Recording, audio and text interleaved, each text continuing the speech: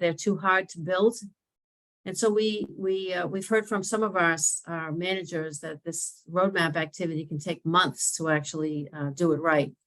And we push back on that, and we don't ignore those comments, by the way. We try to simplify this process as much as possible in order to make the task of building a roadmap not too difficult. And I think you'll see once we get into the templates that they are pretty simplified, and that is for a good reason.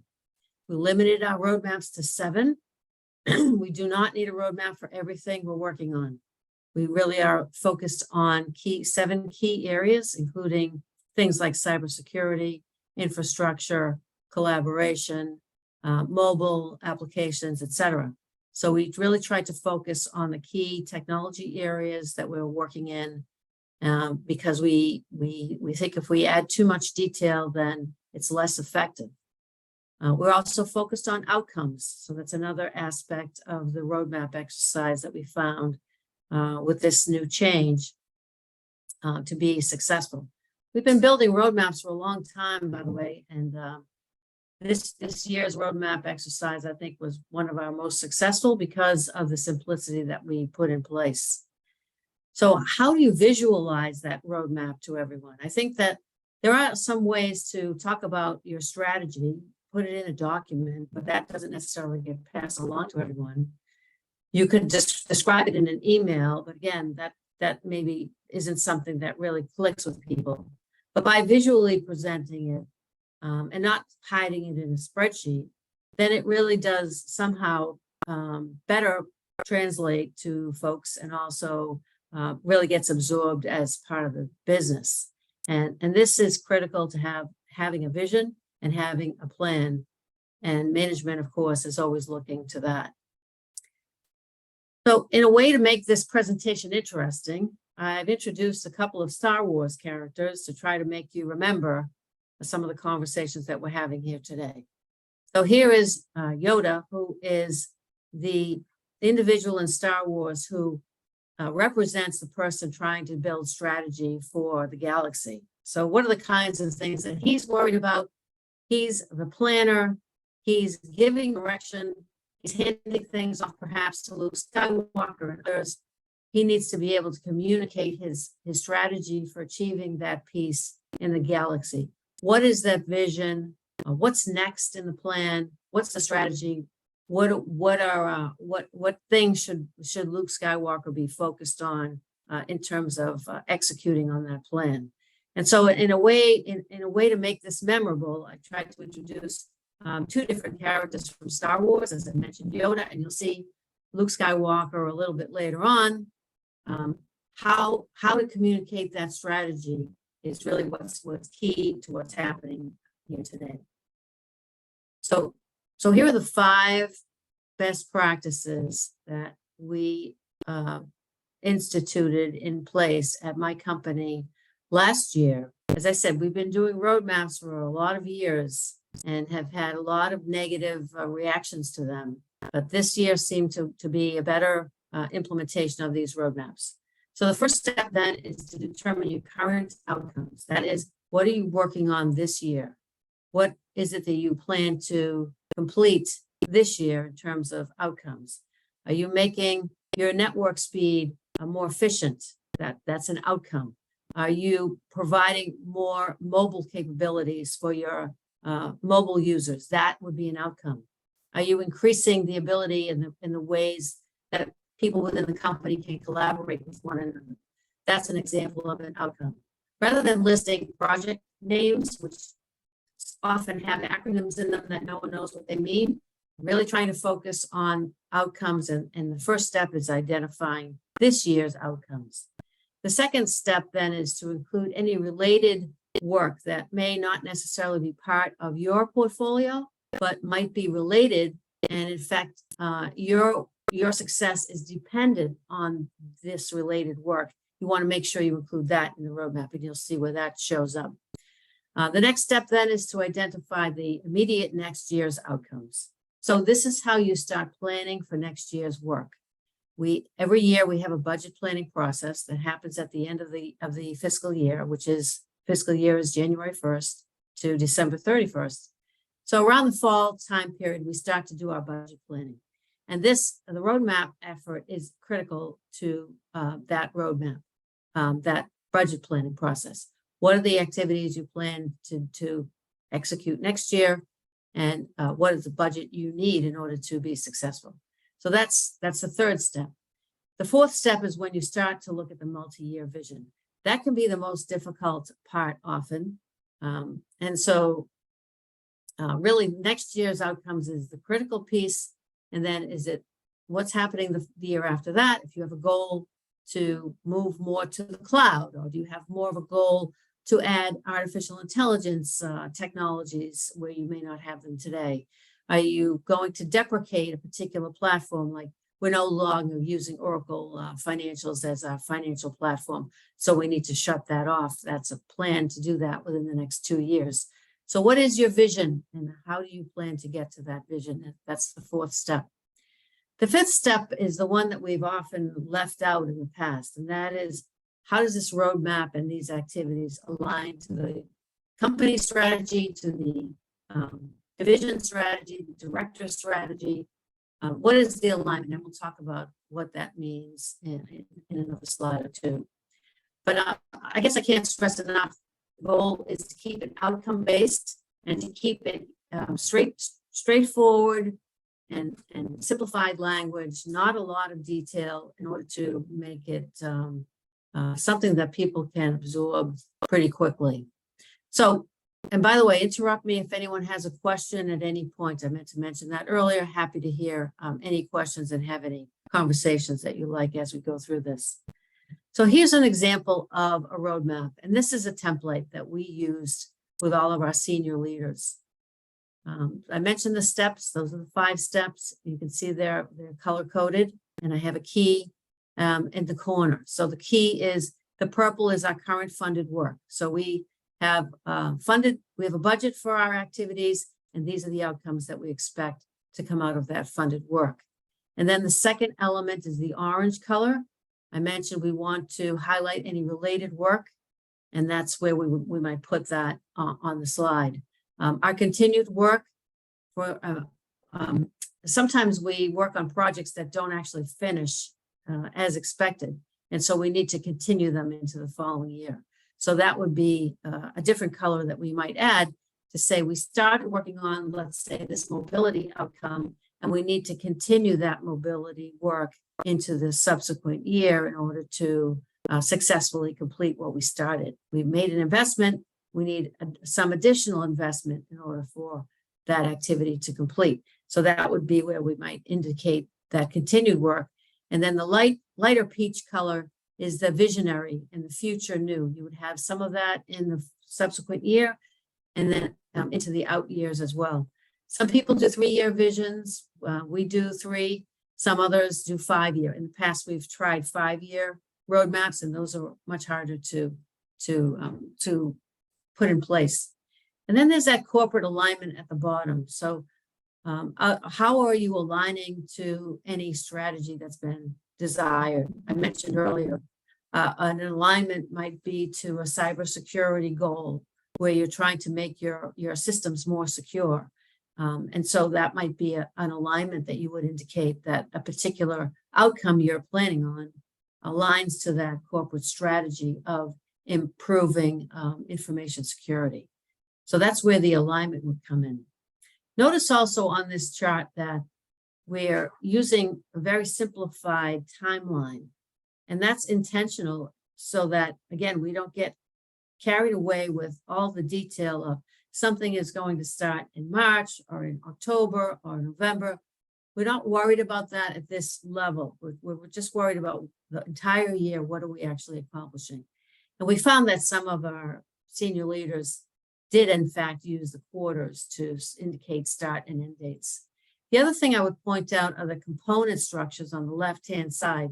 Some of these activities are broken into components, and that helps in putting the roadmap together as well.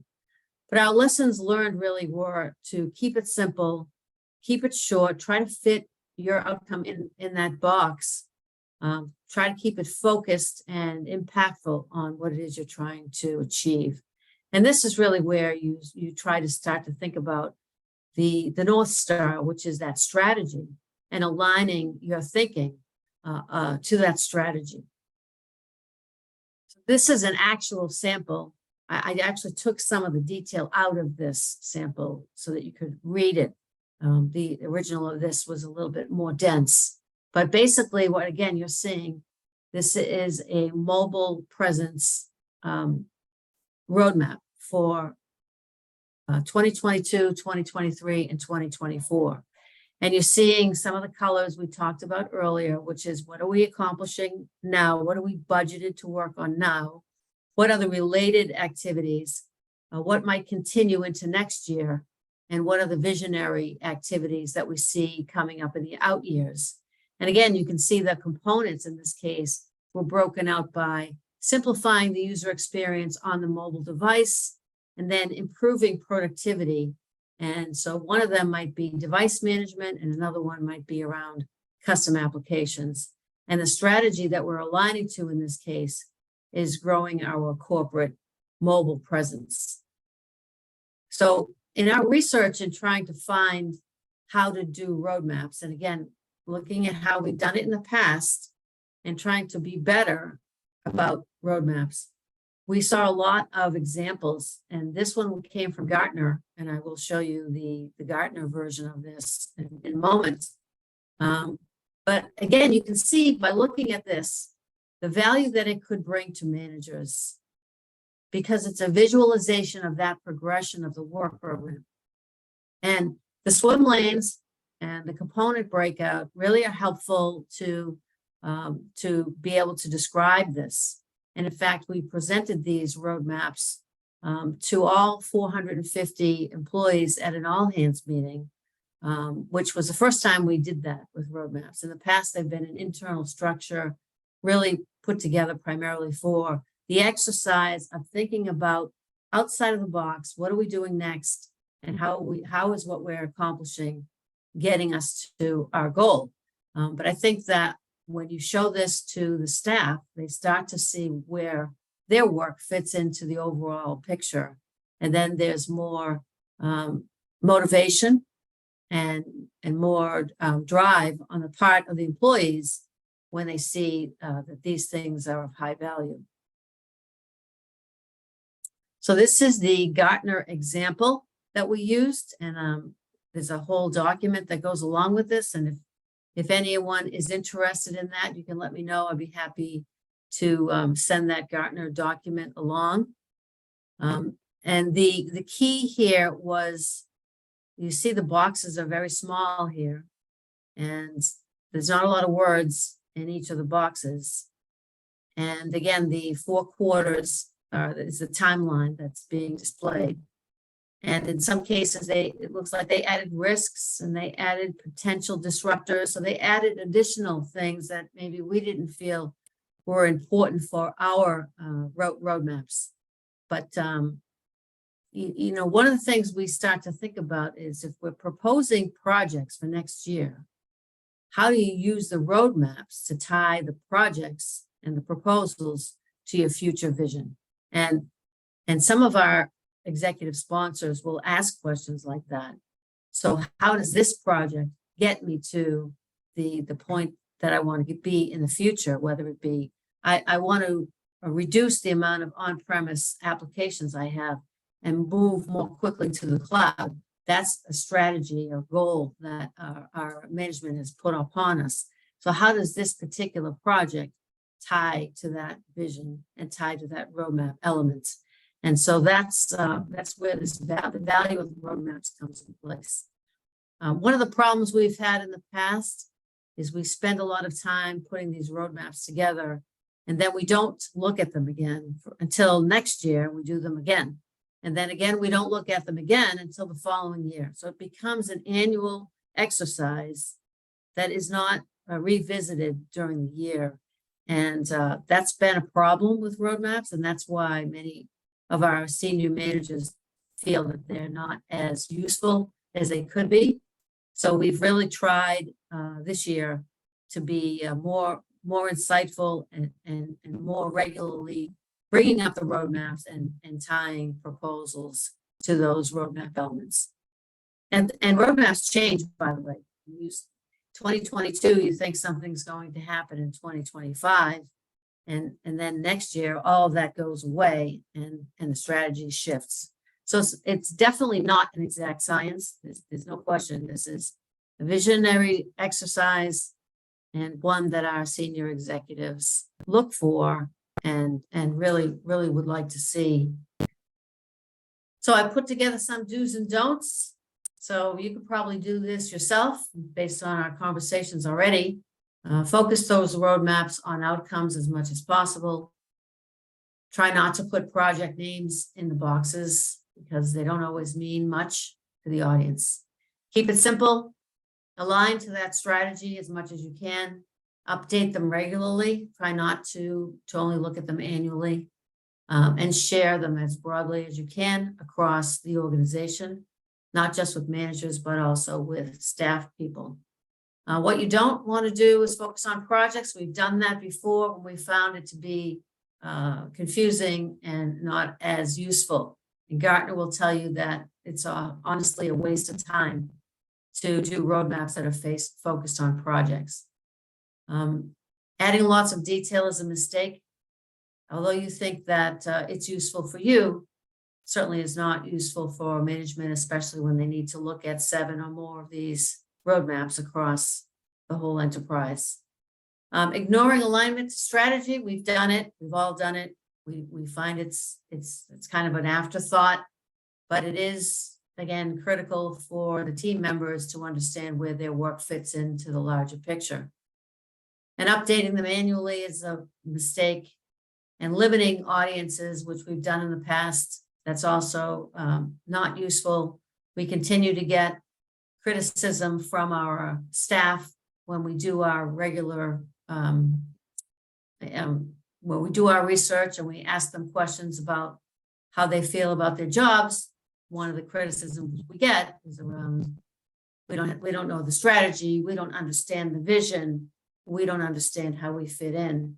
And so these roadmaps are very critical to enhancing that ability for staff to understand where they're going. So I'm a big fan of roadmaps, and you can probably tell. And I think that it's always an exercise that is beneficial. So some statistics here, but basically I can tell you that I can tell a specific story around our successes around roadmaps. So we had a roadmap item to purchase an HR product to replace one that we had existing. We wanted to upgrade our capabilities and purchase a new HR system that would help us with hiring. Those of you who have applied for jobs, you all know the process you go through using all these products that are on the marketplace to take your resume, parse your resume, get interviewed and have an offer given, et cetera, background checks and all the things that go into hiring. So we ended up not getting funded for that particular exercise. So we had to stick with the version we had. So that got put back into the roadmap the following year. And this happens all the time. As I mentioned, this is not an exact science. This is only a plan. In that case, it was a funding decision that impacted our roadmap plans. It is only a plan. It may get executed and it may not get executed for many, many reasons. However, the benefits are clear. Achieving your business goals is really your end game. That's really where you want to be successful. Finishing projects on time and on budget. As any project manager will tell you, those are the 3 key things: achieve your goals on time and on budget. Well, who doesn't want that? So let's try in the future on your work to do the best you can to implement roadmaps. So I believe I'm moving on now to prioritization. But before I do that, just want to pause for a moment to see if anyone has any questions about roadmaps. And I see my friend Janice is on the call. Hi, Janice. How are you? She's muted. Great, Donna. How are you? Good, Janice. So nice All right, to hear you. Yeah, great. Anyone have any thoughts or questions about the roadmaps? Yes. It appears that we have a question in the chat, but if anyone has a question, please jump right in. You mentioned that your teams were a little lost before you put roadmaps together. It infers that there is some level of communication. Is it a direct communication? This is our roadmap for this year, blah, blah, blah. Or is it indirect through the project managers who will orient the work individually in their own team? Yeah, so I think that's a great question, Emmanuel. Thank you so much for asking. I think that many people would say that prioritization and strategy is a manager's job to pass that information along. So the department head should pass that along to the team leads. The team lead should pass it to the staff, so that if the staff has any question about their priorities, they should be able to go to the direct supervisor and get those answers at that level. And in an ideal world, that would be the case. However, in a big organization like the one I'm in, that's only part of the equation.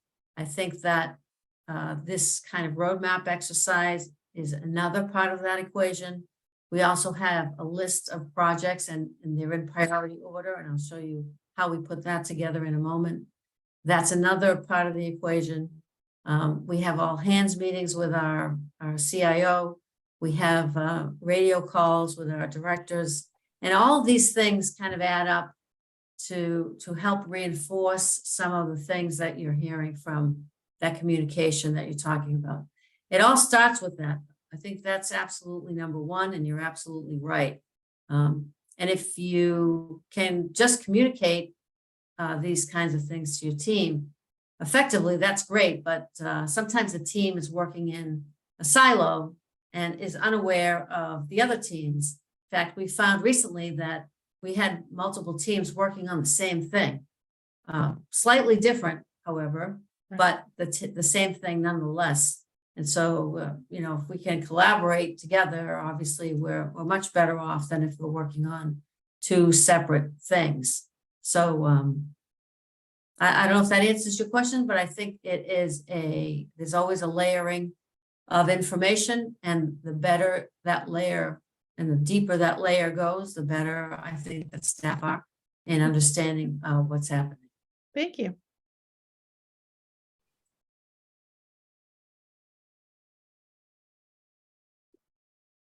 There appears to be a question in the chats. Hi, John. Hi, sorry, I'll leave Donna. It says, is it good to change the roadmap during the project progress if the project deviates from the strategic roadmap? I would Also- say yes to that. We haven't done that, by the way. We tend to leave the roadmap as is and adjust it later, but I would say yes to that. Adjustments during the year make a lot of sense. And thank you for that. And it says, and what are the key steps to create simple roadmaps for projects? Or was that kind of covered in your steps, or do you have anything? Yeah, I mean, I think these are the key steps.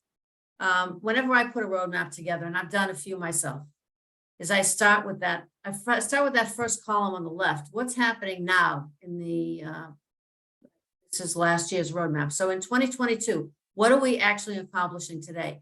This is a pretty intense activity because, again, what are the roadmap, the swim lanes, what are the components, how are you breaking out your work? That's a big effort. So that's the first step. The second step is what's related. What are you dependent on? There are other things. And I think this recap is useful. I mentioned this before, but again, hearing it a second time is useful after we've gone through it. You start with your outcomes, you look at related work. That's all about this year's efforts. You almost could say, give that to someone and have them highlight those items right now. And then the next step is next year's outcomes. That's more of a, I've seen is this is more by committee. So you have a team meeting or a group meeting or project meeting, whatever it is. Say, all right, we're working on this today. What's next? What are we doing next year? What are we doing the year after that? what are our proposals that we're thinking about for next year? What kind of budget do we need? Capital, equipment, how much travel will we need, training, et cetera, to get people up to speed in order to complete these things. That's the third step. The fourth step is that multi-year vision. So now you're really looking into the future. As we achieve these goals, what is the ultimate goal? The ultimate goal is, as I said, we want to be more in the cloud and less on-prem. Another goal is we want more artificial intelligence worked into our systems.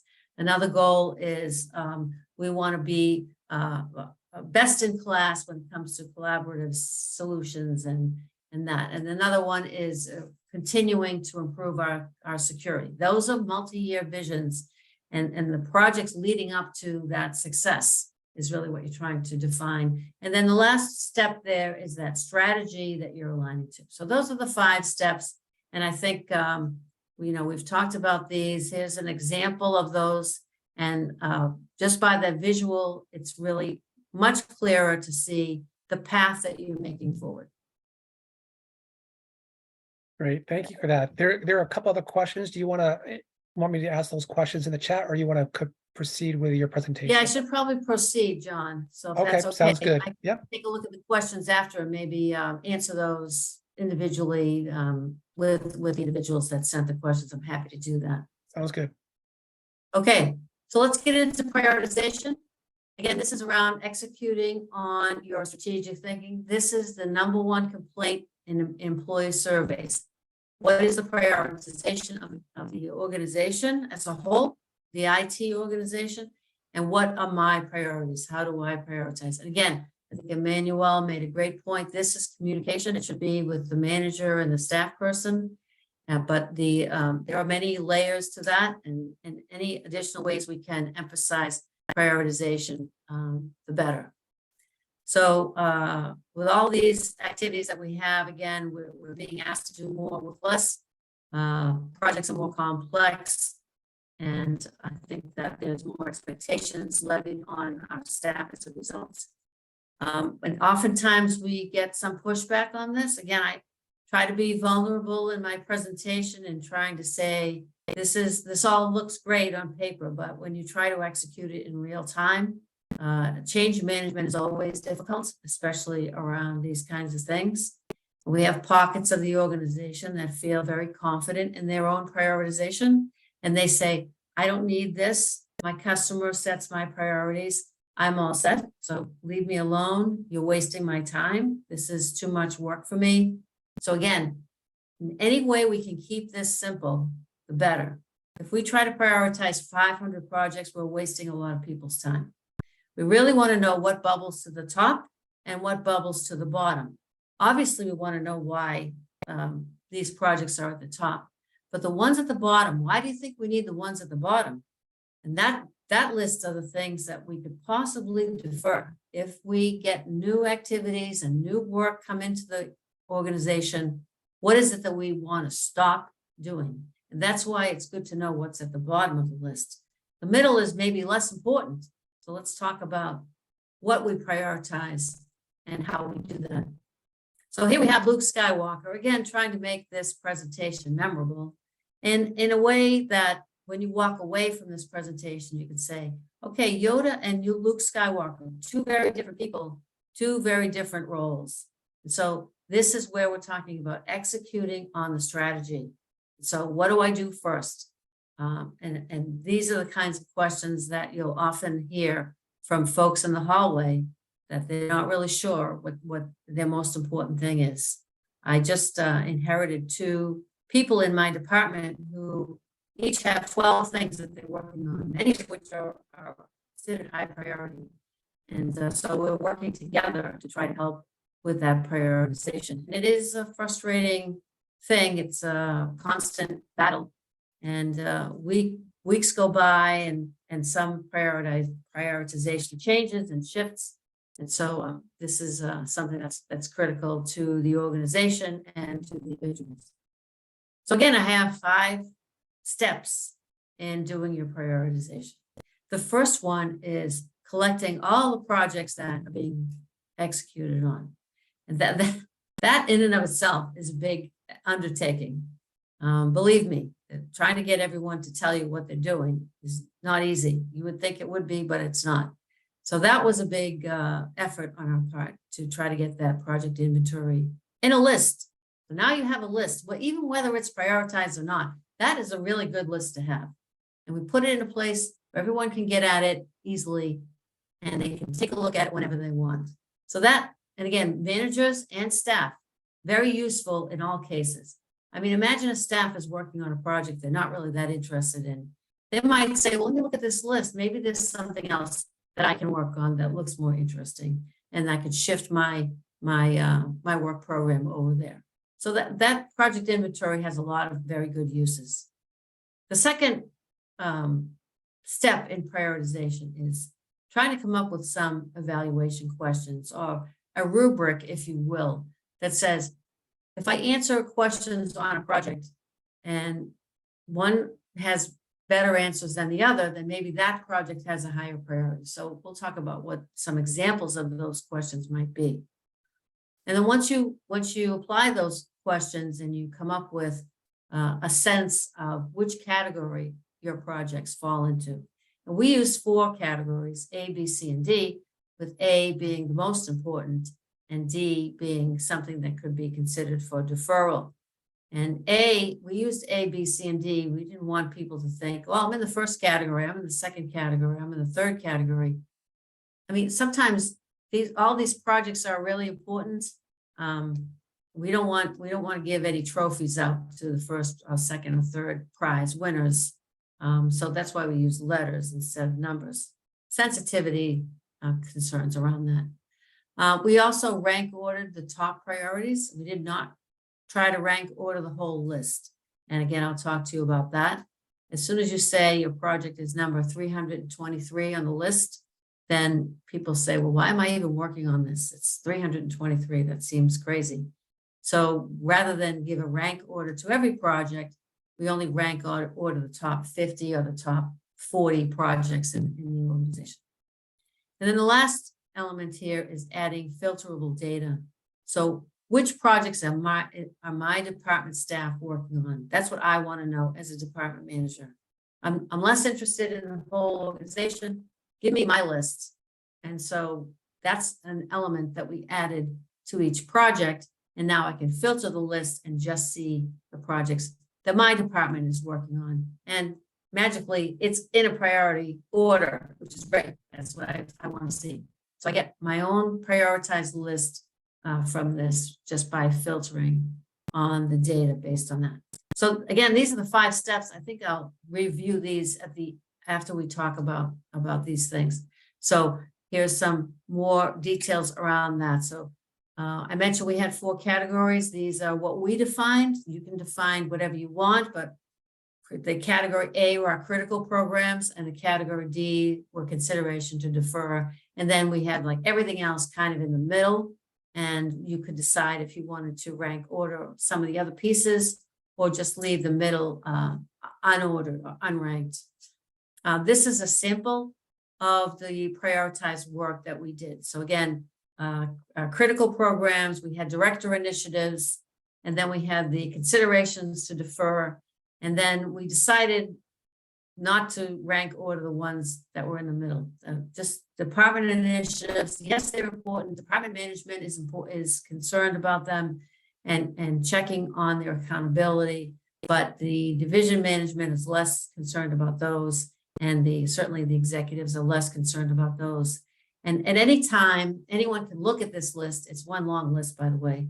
Anyone can look at this list and see where their project falls in the list and see the value that their project has to the organization as well. So the do's and don'ts for this, inventory all the work. I mentioned even just having that list is useful. Try not to just do it once and leave it there. That I have noticed, by the way, in the last couple of months, we have not touched our work prioritization list. I noticed also that if the division management is not convinced that this is the right list, then no one really uses it. So we've had some fits and starts and successes with this. I will tell you that. It is important. We have two key division management. One was really bought into this whole prioritization effort and the other was not. So we had one division using it and the other one not using it. And that caused a lot of frustration. So as much as you try to do the best you can in trying to make this prioritization list, sometimes unless the right people are behind it, you'll still struggle with that change management. But again, it's another tool for managers to use in determining what the prioritization should be for their staff's work program and for their staff's day-to-day activities. I mentioned prioritizing the top and the bottom is most important. I noticed that my directors are really only interested in the top. They are less interested in the bottom because it seems like they just keep piling work on people and they don't ever really say stop working on something, which is, I think, unique to not unique, but that's kind of the culture of my company. Maybe your company is different. We tend not to stop working on things. We just work extra hours and make people work more and try to get everything done, which leads to burnout and frustration. So it is useful to know what the top and bottom is in case your team decides to try to defer some things. Again, using it for resourcing is really the critical reason for all this, and sharing it broadly is useful. And you could probably guess what the don'ts are, so I don't really need to go through those. The one I will point out, we did at one time try to prioritize a whole list, and it was very time consuming, and it was not accurate in many cases. And the senior leaders pushed back on us for that, feeling like it was not worth their time or our time. So we stopped doing that. So I would very much discourage you from trying to prioritize everything in the enterprise. Stick with the highest priority elements. So this is a graphic that kind of describes what we just walked through. Try to generate a monthly list, and that's what we tried to do and review that at monthly manager meetings, at least in the first 10 minutes, to try to give them a view into the highest priority for that particular time period, and then make any shifts or adjustments, especially as new projects and new work and new requests come in. So any questions on work prioritization?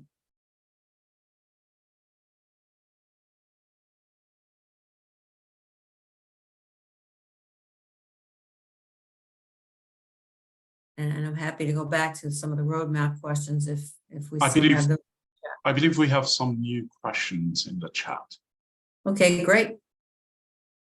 The first one is from Alisa, who's making the prioritization lists or decisions. Is it consensus, small group? How does it work? Yeah, so we started out by asking some questions. I mentioned evaluation questions. So some of the questions that we had were around how critical are these programs? So let's just look at category A for a moment. How do you decide whether something is a critical project? So we had 5 questions that we used as our evaluation. The first one was, is it a cybersecurity critical project? And if it is, then it gets bumped up to a critical project. The second question was, is it an operational activity? So if we don't do it, it could cause some major operational impact. So for example, if we needed to upgrade our network or our wireless systems, if that didn't happen, if we just leave it the way it is today, then it will eventually age out, or it will no longer be supported by the vendor or various reasons. That would be a high priority as well, an operational issue. We are IT, and our major goal is to support the rest of the company with their wireless, with their infrastructure, with their mobile devices, and with things like that, the service desk, and all those aspects of IT that you would expect to have. If it's an operational problem, then it's a high critical issue. And the amount of risk that we're taking is also determinant into that criticality. The third element in our evaluation questions was around, do we have a direct customer that needs this feature, that needs this support? So we might have an FAA project or an FAA sponsor that needs to put out documentation into a Dropbox. So we provide a corporate solution for that that is InfoSec approved. So you can't just use Google Dropbox or any Dropbox you want. You have to use the one that we in IT provide for you. And if your sponsor doesn't know how to use it, then we need to instruct them and get that all set up appropriately. So if it's a missions sponsored or a customer need, then that also makes it a critical program. The fourth question is it a board approved or a CEO approved or a vice president requested activity? And I can tell you that one example of that was our CEO had a problem in one of the conference rooms when he had a board meeting. And so we had to upgrade the equipment in that room as IT providers of that video teleconferencing equipment, because the CEO pounded his fist on the table and said, this needs to work for the executives. So that was a critical program. So that would be an example of one of those. So we had some evaluation questions that we use in our company that applied to our needs. So what you would want to do is come up with those questions on your own. Now that becomes a draft of your categorization. Then there's a conversation that, oh, I got this phone call this week and this person says they need it right away. That gets bumped up. And then there's another conversation that says, well, we ran out of money and we can't do this anymore, or the vendor didn't provide us the equipment we needed. So now that gets bumped down. So that's a monthly conversation that we try to have. And it is by committee. I would say that is a conversation that is by committee, and the director is the one who manages that discussion. So we start out with a draft that comes from those evaluation questions. Based on that draft, that's what formulates our initial priority. And then there's a conversation that has to adjust, and monthly that makes those adjustments. I hope that answers your question. Thank you very much, Donna. This is fantastic. Would you agree that in this exercise, you have people from all levels of the organizations involved, top managers, middle managers, etc.? Yes, for sure. And I think that pushing this information down to the staff is the critical end game piece that is not always executed. So as I said, this list exists. It's very easy to get to, but not everyone gets to it or uses it as frequently, as often as we expect. And then, a month goes by and someone says, well, what are my priorities? And I say, if you looked at the list, like you should look at that list. The other criticism we get of this list, by the way, is it's not detailed enough. So I might call it Project A, and that project goes on the list just by itself. But there are different aspects of that project that are being worked on. And at one point, the installation of the data, for example, might be a critical time point.